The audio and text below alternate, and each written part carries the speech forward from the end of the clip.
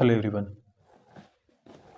आपकी सारी मेहनत, जो भी आपने मेहनत बोर्ड्स एग्ज़ाम के लिए की हो, दिन रात जाग कर पढ़ाई किया हो, ये एक चीज़ उसे बर्बाद कर सकती है। ये एक चीज़ उसे पूरी तरीके से स्पॉइल कर सकती है। जी हाँ, मैं गलत नहीं बोल रहा हूँ, ये बात एक्सपीरियंस है और हर एक लोग को बात ये पता होती है, बट उस पर ध्यान नहीं देते हैं और वही उनकी सबसे बड़ी मिस्टेक होती है और उनकी सारी मेहनत में पानी फिर जाता है। तो क्या है वो चीज़? यही इसी के बारे में हम बात करेंगे इस वीडियो में। बोर्ड्स एग्ज़ाम में सबसे इम्पोर्टेंट चीज़ क्या होता है पेपर लिखने समय? नॉलेज, कि कितने चैप्टर्स आपने कंप्लीट किए हो। हालांकि इंपॉर्टेंट होता है, लेकिन आज हम उस बारे में बात नहीं करेंगे। उससे ज़्यादा एक इंपॉर्टेंट चीज़ होती है पेपर प्रेजेंटेशन। पेपर प्रेजेंटेशन ये एक ऐसा टेक्निक है जो आपके मार्क्स को बढ़ा भी सकता है, आपको नॉलेज कम है तो, और घटा भी सकता है अगर आपको नॉलेज ज़्यादा हो तो।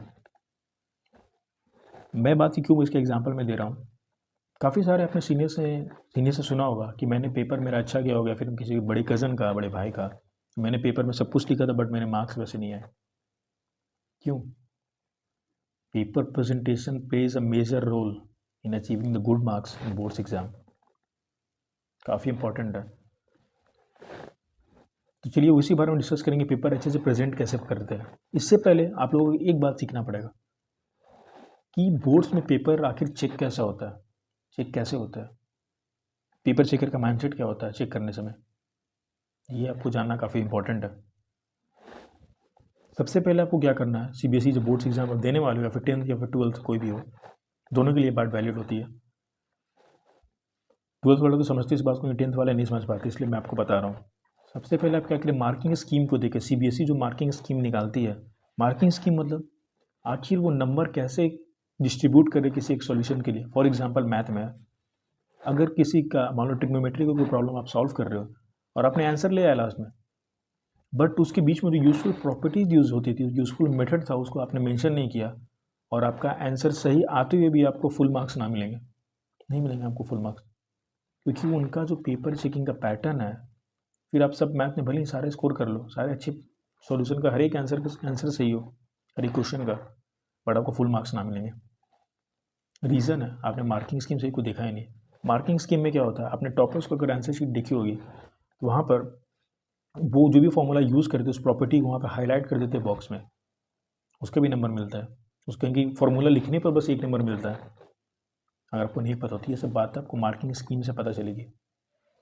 दूसरी सबसे इम्पॉर्टेंट बात, ये सब पीछे रह जाता है, सबसे इम्पॉर्टेंट बात, अगर आपका राइटिंग अच्छा नहीं ना तो अपने राइटिंग पर प्लीज़ काम करो, please improve your hand writing.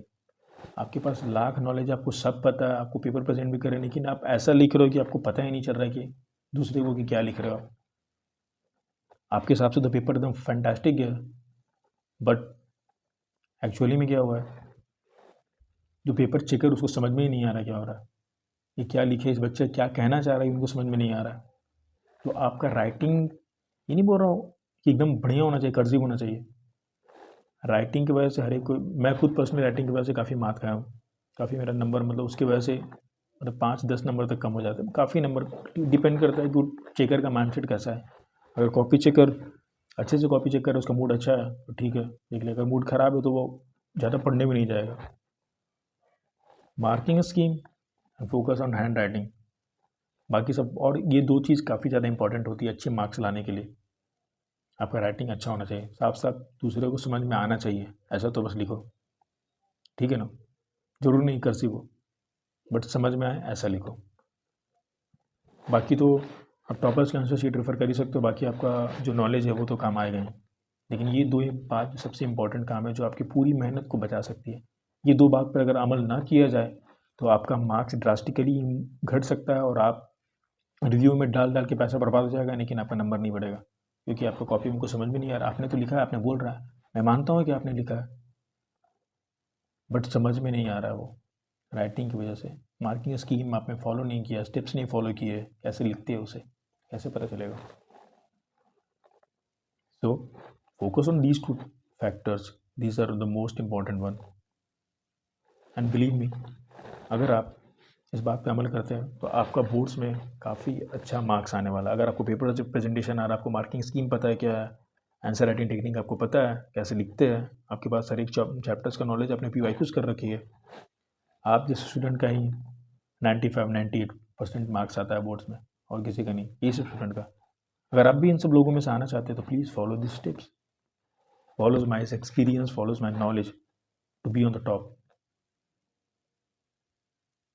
I think आप इस बात को समझ गए हैं। आपका ज़्यादा टाइम ना लूँगा। मैं पीयूष पटेल फिर से आपसे मिलूँगा नेक्स्ट वीडियो में। तब तक के लिए धन्यवाद।